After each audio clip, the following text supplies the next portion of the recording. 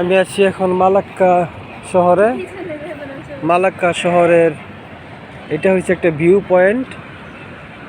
আমাদের বাংলাদেশের সোনারগাঁ হোটেল যেরকম এই জায়গায় সেরকম সুইস গার্ডেন, এই সেই সুইস গার্ডেন হোটেল এবং এই সেই বিখ্যাত মালাক্কা রিভার যে শহরের মাঝখান দিয়ে চলে গেছে।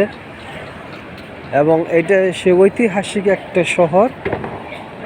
পর্তুগালরা যে শহরে প্রথম 300 বছর আগে এই জায়গায় বসতি স্থাপন করেছিল। এবং এর একটু পাশে আছে রেড স্কোয়ার, যে জায়গা থেকে প্রথম তাদের এ শহরকে নিয়ন্ত্রণ করত, মানে শাসনকর্তার যে জায়গাটা সেটা হচ্ছে রেড স্কোয়ার। আমি আগামীকাল যাব। আজকে আমি রাতেই মালাক্কা শহরে এই রিভারটা দিয়ে আমি পুরো শহরটা ঘুরবো।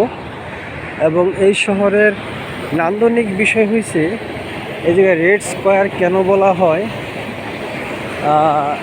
এই যে আমাদের মতো টুরিস্টরা এইভাবে ঘুরবে।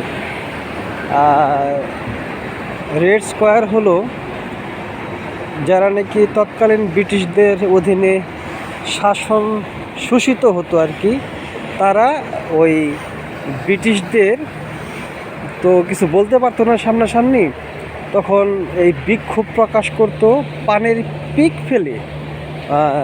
ওই বিল্ডিংগুলোতে পানির পিক ফেলতো। এতে প্রতিদিন ওই ব্রিটিশদের এগুলো পরিষ্কার করতে হতো, রং দিতে হতো। এরপর তারা চিন্তা করলো যে না, এটা কালারটা চেঞ্জ করে দিই। তখন ওটা কালারটা চেঞ্জ করলো এই লাল কালার করে। এবং সেইখান থেকে এই শহরের ওই জায়গাটা মানে সব বিল্ডিংগুলো লাল। হ্যাঁ, তার থেকে রেড স্কোয়ার নাম দেওয়া হয়েছে। রাত্রে এগুলা লাইটিং হবে, খুব সুন্দর হবে। যত রাত হবে তত গভীর হবে, তত আরও সুন্দর দেখাবে।